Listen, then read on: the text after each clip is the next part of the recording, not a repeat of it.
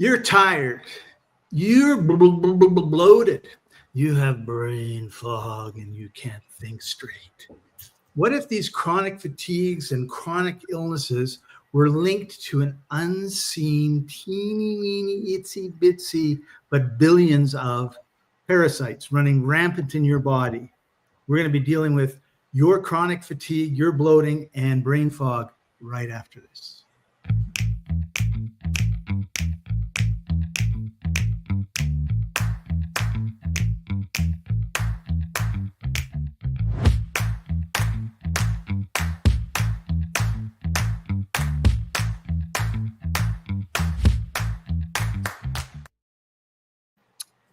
Hi, everybody. This is a Life Enthusiast Health Shots podcast, restoring vitality to you and the planet. I'm your co-host, Scott Paton. Joining us, as usual, Martin Pytela, health engineer at Life Enthusiast. How are you doing today, Martin? Just two sheets to the wind, as they used to say. But I think that was a saying about sailors who have had too many drinks. I just would use it as in I am allowing the winds to take me wherever they want me to go. Follow the wind. Lots of songs on that. Yeah. And you know, how often we're going to get into parasites, but part of the reason I think people have problems with parasites comes with stress. And one of the reasons people have stress is, don't we often fight the wind? Like if our life was a sailboat, how often are we trying to go against the hurricane winds instead of, gently down the stream, life is but a dream, instead of just going with the flow and seeing where the flow takes us, right? And well, everything, Scott, in our experience has a polarity, duality, right? Light, darkness. Yes. Love, fear. I don't know. Everything has its opposites. And interestingly here is, like when you're saying go with wind, go against wind. Well, in the sailing metaphor, sometimes you need to actually go where you want to go and the wind's against you. Sometimes you are in bad weather. And a sailboat, interestingly, is going with the wind if it doesn't have a keel and a rudder. Right. So if you have the right equipment, I was going to say this too, if you're a good sailor, because I've seen it, they can go against the wind, or they can go in the direction the wind is coming. They tack. Yeah, they tack. You never take it. You don't take it head on. You take it as attack. So there's another life lesson. Sometimes you don't take it head on. You tack around your problem. Yes, sir. Right? Sometimes we're just so bullheaded. I'm going to go do this, and you're banging your head against the wall. And instead, it's like, whoa, right? Like, let's just go this way. Let's just go that way. Yeah. I think the martial artists talk about that a lot, right? Yeah, the Aikido method of using the enemy's energy to make them hurt themselves. Right. Yeah. And we want to say hi to George. Thank you, George, for joining us as usual. Yeah. Appreciate you. Yeah. And anybody else that wants to, join in, leave a comment. Jump in. Jump in. We'll talk about it. I guess I should try and stay on topic. I have so many interesting things going on in my head, but in trying to stay on topic, I'll say the following. A parasite is here to weed out the weak. It is living off of the resources, off of us, and it always takes down the weaker ones. A weak terrain permits a parasite to take hold. You will Can I jump in for a second with this? Because I had, when I was like 14, an epiphany that's exactly about what you're talking about. I was with my Uncle Mac. We're on the prairies of Saskatchewan. The wheat is whatever height it's supposed to be. Yeah, like waist high. Yeah. 3 or 4 feet. No, not 4 feet, 3 feet probably. Yeah. And we were on the corner of the wheat field, right? So one straight line this way, one straight line that way. And he's looking at the wheat and he's worrying about, what farmers worry about. And there I am, like 15-year-old with my uncle out in the wheat fields. And I look down, and to my shock and surprise, right on the corner is a runt wheat. Like, I don't know how else to say it, Sure. right? Everything else is this high. This thing was this high. And I could see no bugs on any stalks of wheat, except this one was packed full of little ants that were just ripping this thing apart. And I thought, so of course, if you're strong, like the strong wheat, the bugs leave you alone. If you're weak and not growing properly or diseased or whatever, then these things come and clean you up. And I often think of insects and birds as the garbage men of nature, right? Like they clean up stuff. We don't like it because for us, it makes it look worse. But really, they're cleaning up the mess. You know, it's one huge, wonderful recycling machine. One man's poop is another man's poop. Not man, but creature, right? My input was somebody's output. And it starts with the sun. Can you believe it? The sun sends out the photon. The photon gets caught by the chloroplast, converted into glucose. The glucose is eaten by something, and so on, right? And the same thing happens in the ocean. You have the light hit the algae traps the photon, turns it into something, minerals and fats, and then the tiniest things are eaten by shrimp, or the tiniest plankton, I should say. The plankton is eaten by the tiny crustaceans. The crustaceans are eaten by the toothless fish, and the toothy fish are eating the toothless fish. On and go. They get the whales. Yeah, and then the whale shows up. Whale is an interesting creature, right? It eats the little things in large quantity. This is why we call you a health engineer, Martin. If there was never an engineering answer to a question, that would be it. Yeah, I'd come up with it. Anyway, cycle of life, right? Cycle of life, yeah. And so there are the composers, and then there are the decomposers. And the decomposers are the fungus and the microbes, and the parasites are strange hangers-on. Parasites that go inside of us, live off of our resources, stealing from us. I think they're like the government. Yeah. That's well, and George said this earlier, parasites. Are we talking about politicians today? Yes, sir, George, politicians. So we have in our body lots of critters and flora and fauna and stuff like that, of which parasites is one group. Well, some are symbiotic. And that's what I was going to come to, right? Like we have some that we can't live without because they do stuff that we need in order for us to live. Some that are probably neutral and they're just like hanging around. And then you have parasites where if they're out of control, they're going to cause problems. Yeah, right. Okay, then. Okay, what is inviting them in? It's the low zeta potential and low mineralization.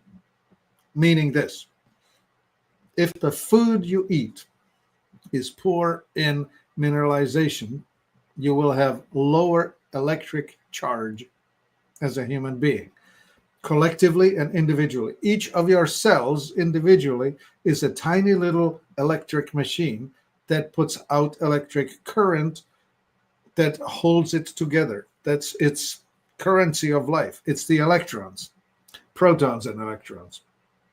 And that currency of life, when that cell is rich, it has a large zeta potential. It repels the ones next to it, being itself intact and self-contained and being less permeable by others. And so the cells collect into an organ forms the organism, right? So all of this stacked together. Your inner terrain is dependent on the quality of the electrolyte, and the electrolyte within you is dependent on the soil richness where the food is grown. Full circle. When you overutilize the field on which you grow your food, you end up with poor mineralization of that food, and you will end up with pure mineralization of the creatures that eat it.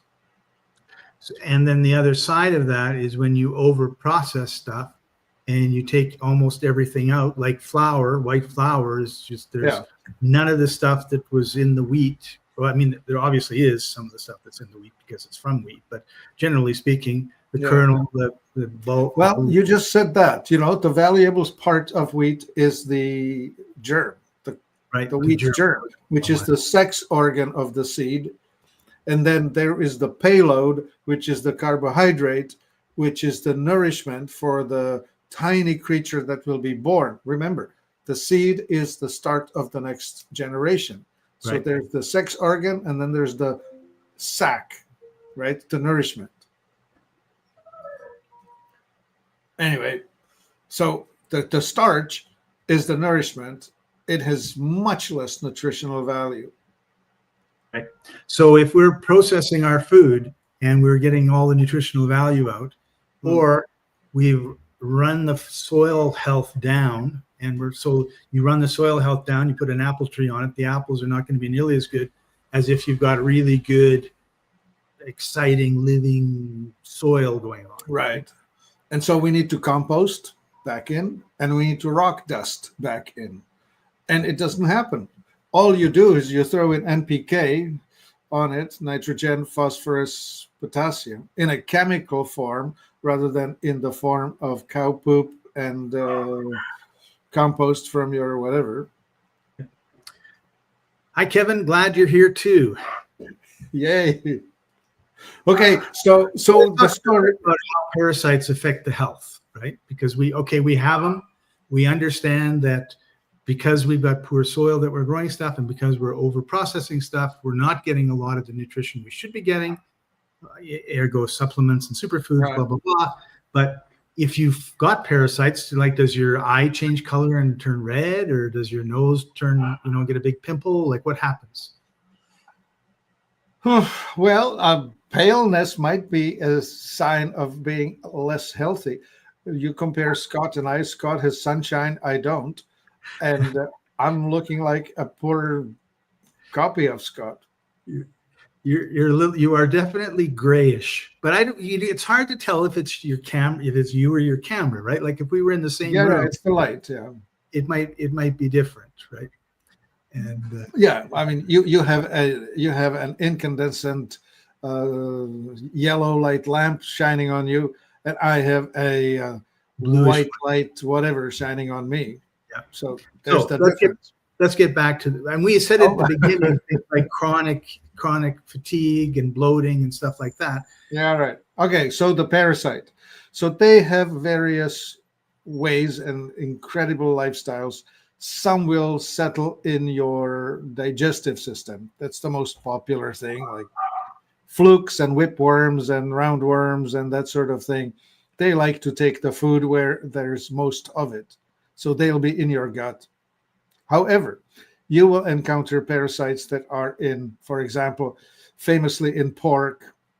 There are these worms that if you don't cook pork properly, oh no, I'll start this way.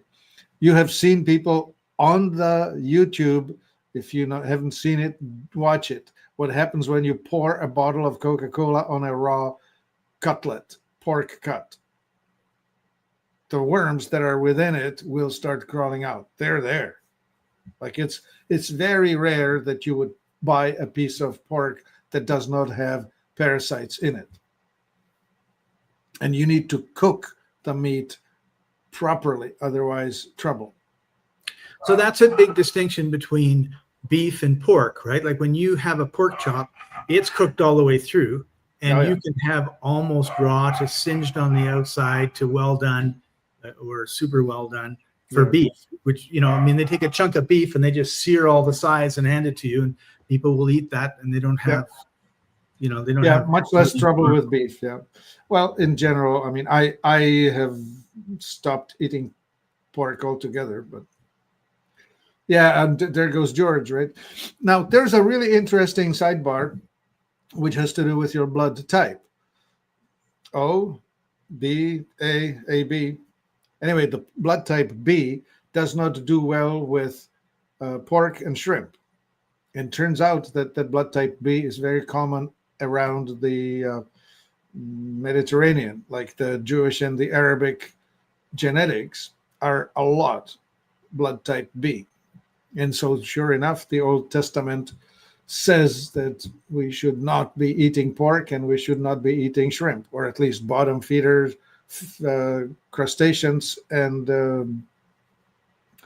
mud diggers, pigs, right? Anyway, Right. that's a story. That's a sidebar. Don't eat stuff that's not compatible with your blood type.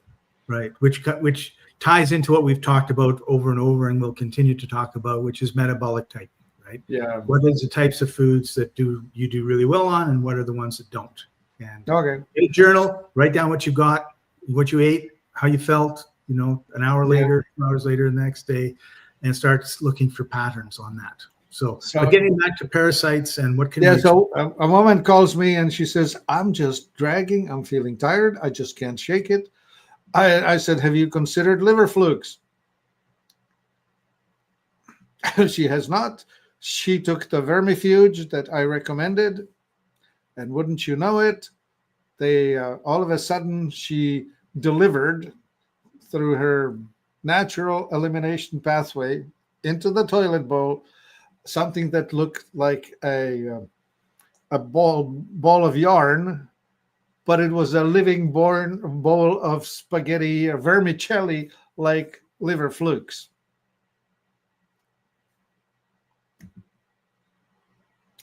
And, I have one more story to share. I was at a trade show in London, UK. The year was 2009, and this fellow from Ukraine, from Kiev, showed up. A phenomenal guy. Anyway, he showed up with this computer-based detection machine, and he scanned me, and he did his overall scan, and I said, yeah, I understand, I have a thyroid problem, there's the weakness. And he said, yeah, I understand these whatever. And then he said, okay, and now I'm going to scan you for parasites. And that involved holding 2 different paddles with my hands, and also he had these paddles upon which I had to put my bare feet, and all of those things connected to the computer, and it ran the session. And he said, something's off, let me reboot the thing and do it over. So he does that. He reboots the machine, we do the test over, and he said, well, it's true, you're the first guy that I've ever scanned who has no parasites. Explain yourself to me. Congratulations. To which I said, I have been taking Strata Flora for 4 years. Well, it just so happens, Martin, that I happen to have the Strata Flora page right here, and this sounds like a really good time to talk about it. Yeah, indeed. Well, Strata Flora is a lovely, complex, highly complex mix of many things.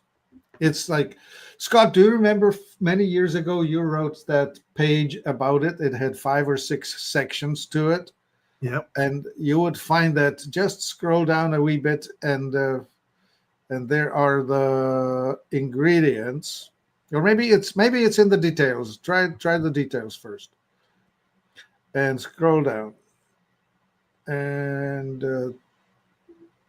there are the sections. All of that. See this: supply beneficial bacteria. Lila, you're going faster than I can fire it up. Right? Sorry. Yeah, those are the sections, right? First, supply the bacteria. Why?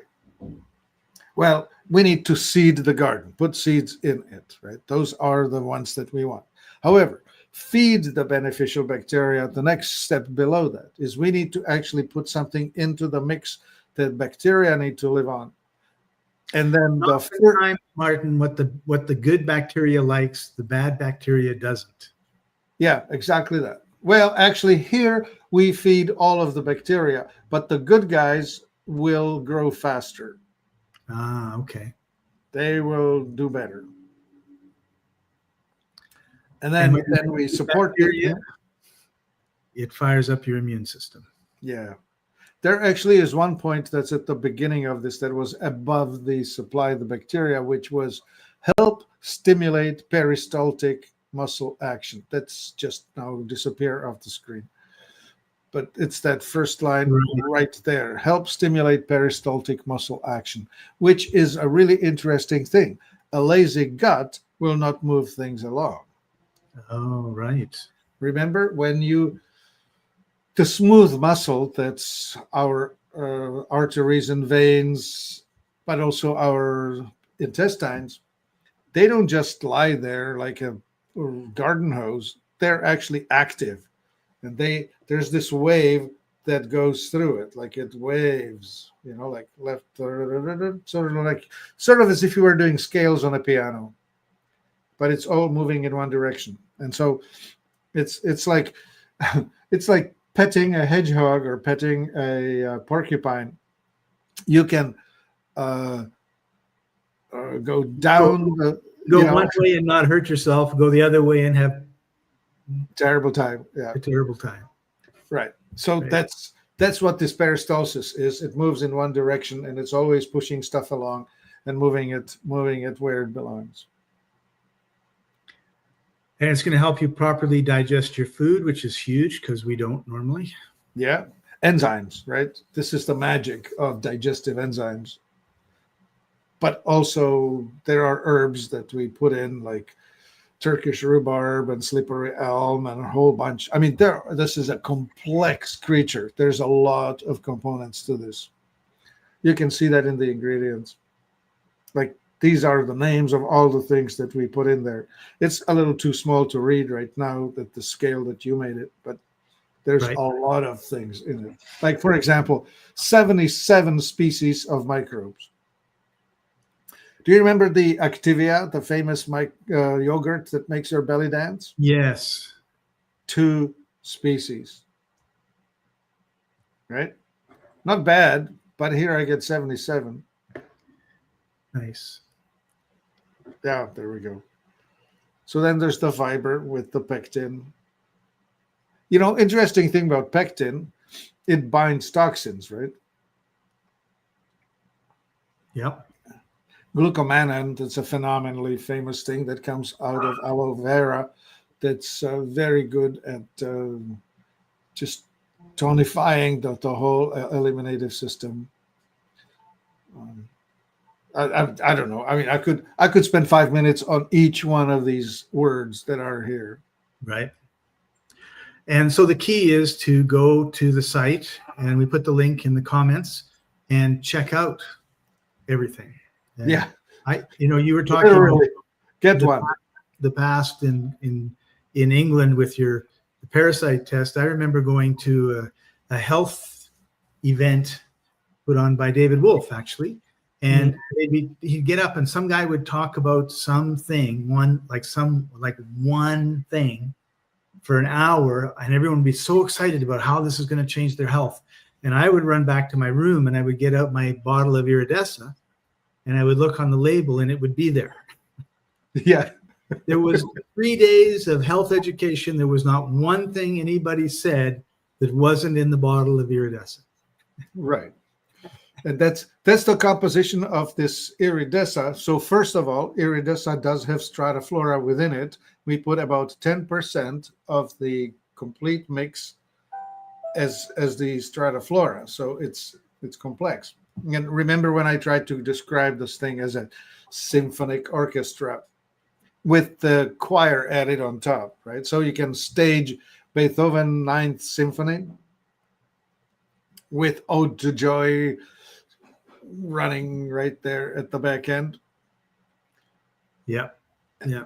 The whole thing, right? Now, yes, you can do music with a string quartet or a wind quintet. Sure, you can. But boy, can you do beautiful music when you put when you fill the stage, when you put everyone in there. So thanks you, George. Good analogy, Martin. I'm going to throw in my analogy, which is you have a stage and you have 10 bums on the stage and they've got a old pail and a stick and they're banging away and they're totally out of tune. And then you move your orchestra in and they start sitting down and they start getting ready to play. And then the choir comes in and then these poor homeless people with the pails, they get pushed off the stage. Now all of a sudden you have a terrific concert going on, right? Yeah. And that's kind of what happens is you have these problem things in the, it's not politically correct, I guess, to talk about what I just talked about. Okay. And don't forget the conductor. And the conductor, right? In this picture, that's us. It's us telling you or bringing to you this stuff that has been put together with a great deal of understanding. When we deliver this thing, it's been made carefully, it's been composed with a bit of genius, and inspiration. Yeah. Oh, yeah. And also in a way that will not destroy the enzymes. I remember talking to you once, and I said, "Why don't you mass produce iridescent Strata Flora?" And you said, "Well, we tried. We went to a number of different manufacturers, the people that make the protein powders that you see all over the place in the health food stores, and they said, yeah, we can make it." And he said, then you said, "Well, it can't go over a certain temperature." And they said, "Oh no, it has to go over a certain temperature because we got this massive thing that comes down and just grinds it like crazy, and it heats it up and cooks it." Yep. Your mic just lost its power, Scott. And so the whole concept here is that you are taking care to preserve the vital force of what you're actually processing. Big difference. Okay, so since we've been talking about products and we only have a few minutes left, we wanted to talk about Zoeben as well. Oh, Zyben, yes. Yeah, Zoeben comes to us from Remedy Link. It's not made by us, but it's a really interesting product. It's a blend made with essential oils, and these essential oils are rather potent and concentrated and aromatic, and the parasites don't like that intense environment. They just get really upset when I'll start backwards. Parasites love bland food loaded with calories. Like they really love plain starch, like white bread and pizza. That's awesome for parasites. When you shove something like this in, Scott, show the ingredients. When you shove something like this in, that is so loaded.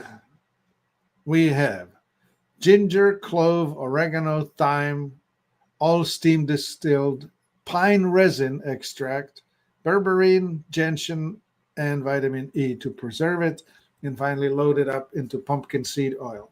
All of this rather exotic, and every one of these things being an intense, aromatic, essential oil.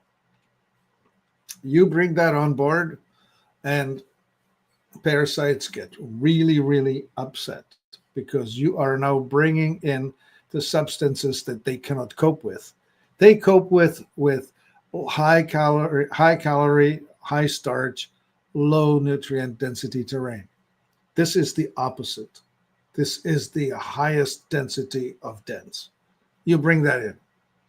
So basically what you're saying is when you have a craving, when someone has a craving for donuts, hot dogs.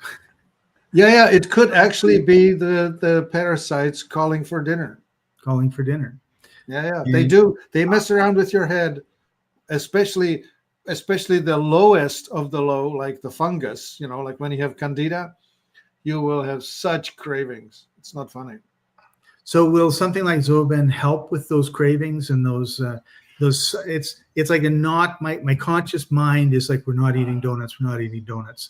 And then I'm eating a donut, right? Like, how did that happen? Well, because I was overwhelmed by this.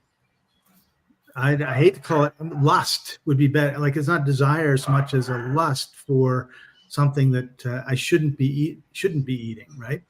Yeah. Well, yeah, it's messing around with your brain.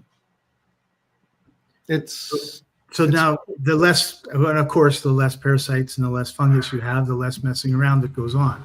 Yeah, of course.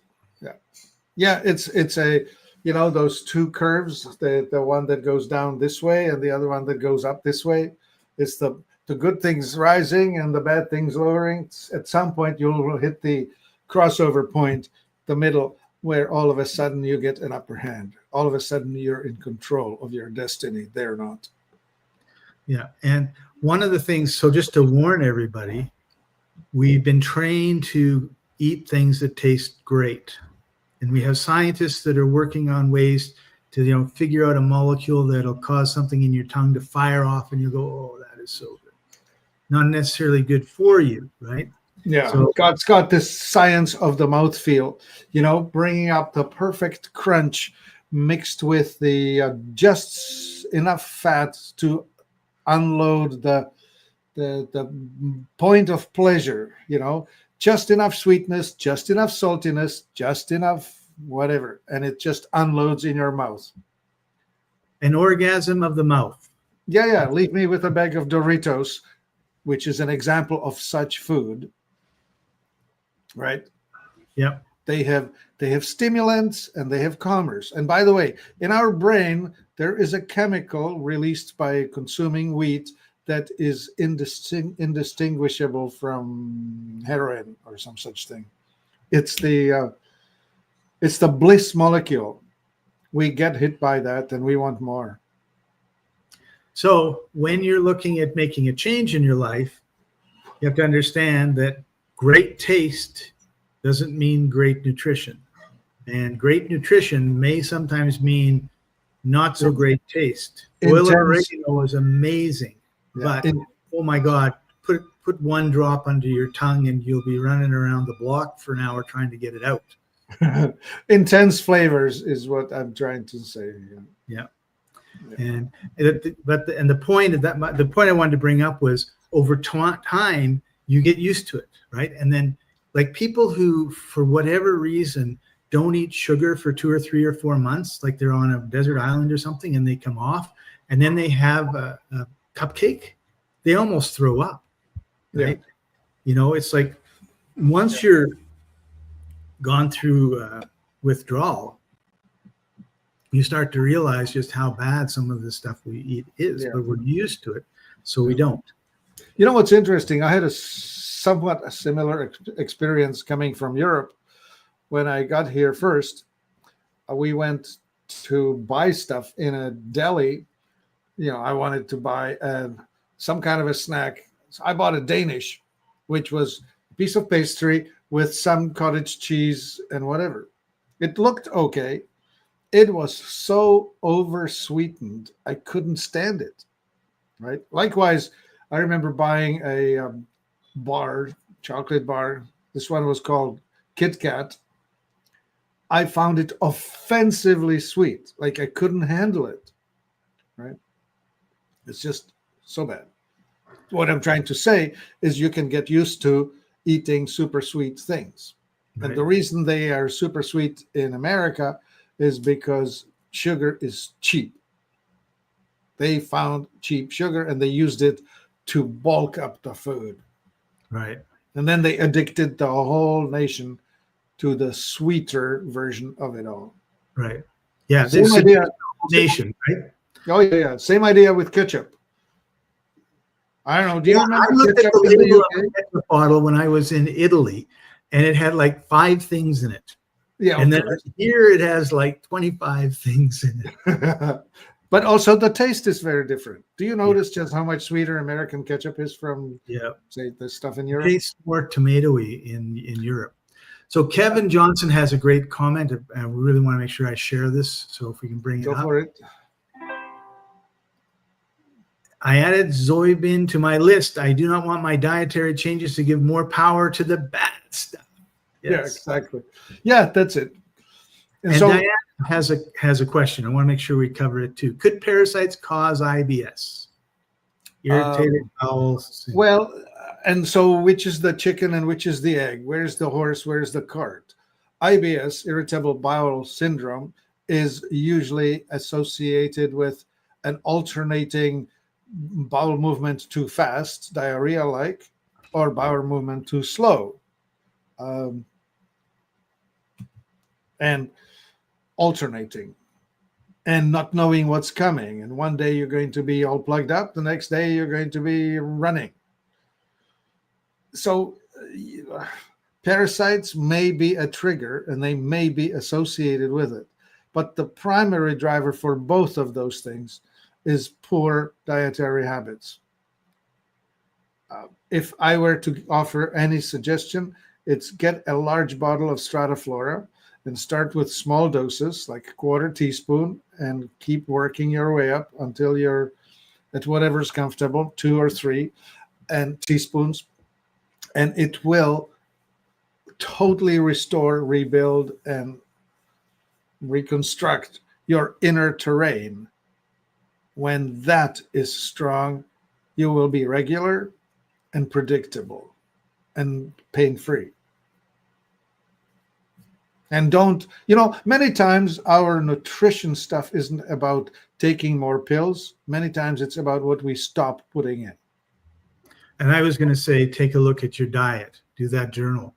I have a bad day. Well, what did I eat today? What did I eat yesterday? What did I eat the day before?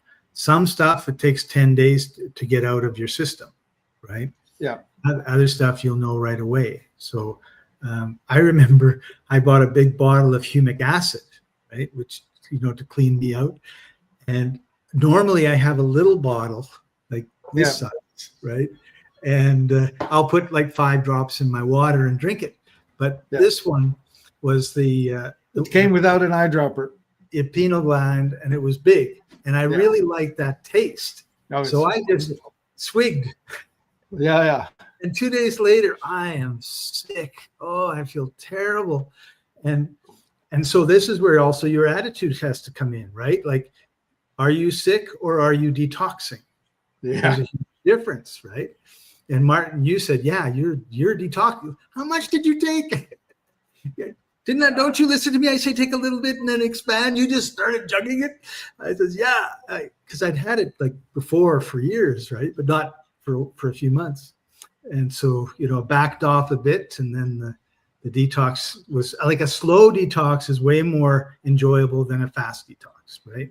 Like if you've got, how about that? Yeah. You got an ounce of stuff that's bad and you get it all out at once, you probably are sweating and coughing and pooing and all the rest of it. Yeah. Whereas if you do it over a week, you probably may not even notice any difference. An interesting point about the IBS. So what if the days when you do have the diarrhea are the days when your body's purging, trying to get rid of stuff that it desperately wants to get rid of? Good point. Yeah. Okay, so Martin, we've come to the end of our time. Is there anything do you want to put a bow on the whole parasite thing? There are all kinds of exotic things out there. So stuff that can grow inside of your eye, stuff that can crawl out of your nose, and crawly things that you'll feel under your skin and whatever. There are lots of varieties of things. Some will make you itch, some will make you cough, some will make you this and that, whatever. The most common ones are the ones in the gut, but there's more to it than just this. Bitter foods are great. We offer bitter, like the Zoeben that you showed, that's a whole bunch of bitter stuff all at once.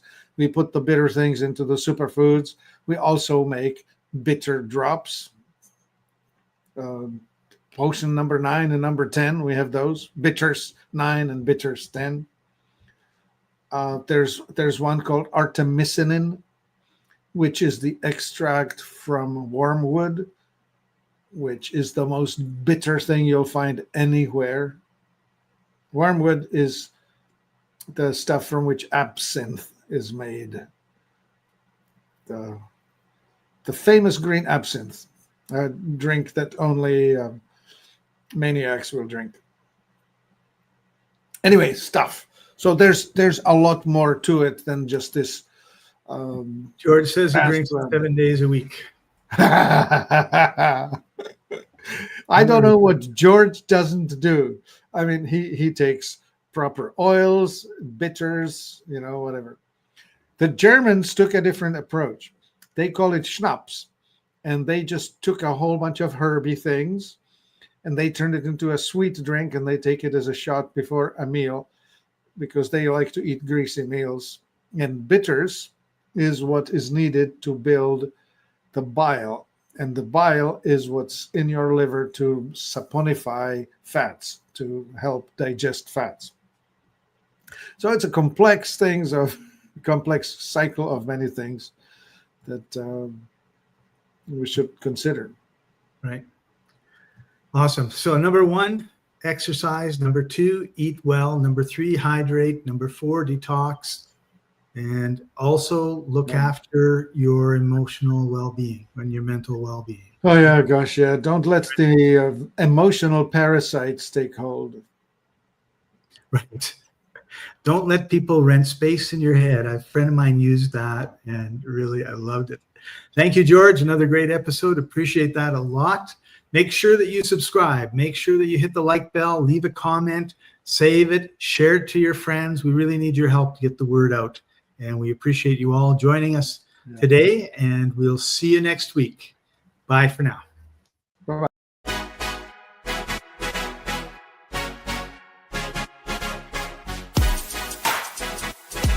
Hey.